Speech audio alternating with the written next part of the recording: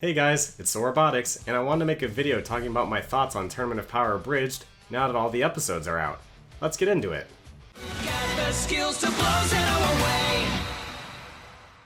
First off, I just want to thank all my viewers for all their support. It means so much to me and the crew. Honestly, abridging has been a dream of mine since I was in high school when I was watching Team 4-Star for the first time, Yu-Gi-Oh! Abridged, all those series that were coming out. I've just always wanted to abridge a series, and I honestly didn't think I'd be able to. I just didn't know how to video edit. I wasn't even into voice acting at the time that I was watching it, but I thought it'd be so cool if one day I could make my own abridged series, and I was finally able to, and it's all thanks to you guys for supporting us and watching us, and of course all my voice actors who helped record everything. They were so awesome, so understanding too. I changed a lot of lines and fixed a lot of the scripts as we went, asked for retakes and things, so I'm really grateful to them, and they helped me improve throughout the process. They gave me great feedback as we were going through, so I can't thank you guys enough. So with that being said, I think I want to start this video with the struggle. So this was my first time abridging, and obviously that's going to come with its struggles. I'd never used the editing software before. Me and the voice actors were all getting used to our characters, and the vision was very different. It was supposed to be 3 really quick episodes if you go back and look at the casting call, which would not have worked at all. Like, these scripts were like 20 pages long, and I didn't know how long the videos would be, compared to editing time. I was like, oh god, these would have turned out so bad if we had tried cramming 20 pages of script into one video. Like, I just didn't know how pacing worked at the time. So if you're wondering why the first episode jumped around a lot and had a lot of sudden cuts and things like that, that's kind of why. The vision was very different.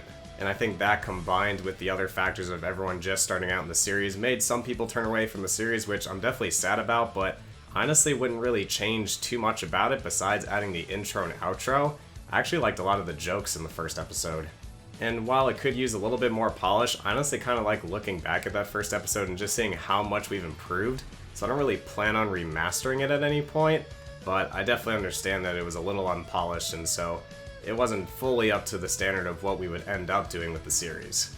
Also, fun fact, I had COVID while I was editing the first episode, so cut me a little bit of slack. I think what made abridging the Tournament of Power really hard was it was primarily battles. So as a first-time abridger, it was hard to think of what jokes to write, because there was just so much fighting, and I felt like I had to put all the fighting into all the videos. Like, I didn't want to shrink down any of the fights or cut out any of the epic moments. So I wanted to leave all those in, while also somehow writing humor, and as a first-time abridger, that was really hard to do. But now that we got some of that negative stuff away, let's talk about some of the good stuff, what I liked and what was great about the series. Obviously, the writing and the quality got so much better after episode 1. I tried telling people who were like, oh, I didn't like the first episode, so the rest is gonna be bad. If you look at the comments from after episode 1 onward, they're pretty much exclusively positive. Like, the only negative comments were on episode 1. That's pretty much the only thing that's ever made me consider remastering it. Everything was so positive afterwards, and that made me so happy. It showed that I was improving. I took the critique from some people in the comments, at least the ones that were constructive, and people from the Discord who were helping me out. I had my buddy Alex Mitz, who is also the voice of Android 17. He helped me do some audio remastering and audio balancing, and then just some other general critique and feedback from people in the Discord helped me improve it over time. We added an intro and an outro starting in episode 2 with an outro sequence, and the only thing that I saw that I could have improved on each episode looking back was missing some sound effects and a lot of reused sound effects, which the sound effects library only grew after every episode, so in my eyes the episodes kept getting better and better because I had so many more sound effects to play with, and I got so much more experienced working with the sound effects and getting creative with them. I do actually reuse sound effects a lot if you listen closely. A lot of them are just slowed down or sped up or reversed, or they have like a special effect on them. So my sound effects library is pretty big, but I do tend to fall into a trend of reusing the ones that I'm comfortable with and just kind of messing around with their values to try and make them sound different so that you can't tell. I don't really know how many people have been able to tell that I'm reusing a lot of the same sound effects over and over. From people that I've watched the series with, they said they couldn't tell at all, so I must be doing something right.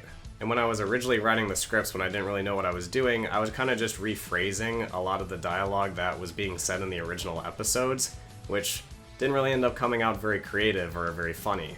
But as we went through the episodes, I started rewriting the episodes and replacing those lines with something more funny, or creating those ongoing jokes like the trick cereal and things. So I feel like that made it a lot more funny, a lot more watchable.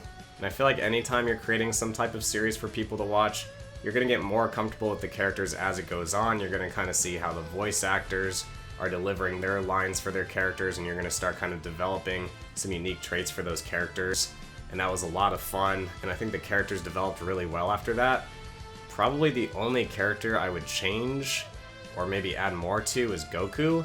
He was kind of made to just be a reactionary character to whatever weird hijinks were going on in the tournament, which is fine, but I feel like he could have had a little bit more of a personality, and we're definitely going to work on that for the Zamasu Abridged. But I'd have to say my favorite character was Android 17. I did not anticipate making him such a sassy character, just constantly trolling everyone, but I love Android 17 and all the stuff that he does with all the other characters, Jiren, Vegeta, Frieza, and they just had a nice back and forth with each other. Like, everyone kind of just seems like they put up with him, and he's just constantly trolling. Like, I didn't expect that to be his character when we started, but once we kind of got there, I loved it so much. And of course, Alex Mitz did a great job voicing him. So what's coming up for the channel then, now that Tournament of Power Bridge is done? Well, we've got Tournament of Power Bridge Kai coming out. I'll have a separate talk video about that later, talking about how that is for those of you who aren't familiar with the Kai specials on Team 4 Star's channel. I kind of want to do something similar to that. Hopefully that will be done in a couple months because it's so fast-paced and so quick. I also have a Tournament of Power Bridge Jeopardy that I did play with our voice actors Reverb and Trickfire, who's the voice of Goku, back during, I think it was episode 5, but then I remade the Jeopardy to cover the whole series now that it's all done, and we plan on playing that Jeopardy on Discord and recording it and putting it on the channel, so definitely look forward to watching that and playing along with us. I want to do more rap battles as long as my voice actors are available. The Beerus vs. Whis actually got some pretty good views, and it was a lot of fun to do. Wasn't too hard to edit, so the plan is to do a Frieza vs. Frost one and a Jiren vs. Goku one as long as we get enough support. And of course, there's going to be the Zamasu Arc Abridged. That's coming in fall 2022, so stay tuned for that. The casting call will probably go out in the summer, and then hopefully we'll start production in the fall. I think that wraps it up for this video, so thank you guys so much for watching. Thank you for all the support that you guys have shown for Tournament of Power Bridge. It means so much to me and the whole crew. Thank you so much for watching, and I'll see you guys in the next video. Bye!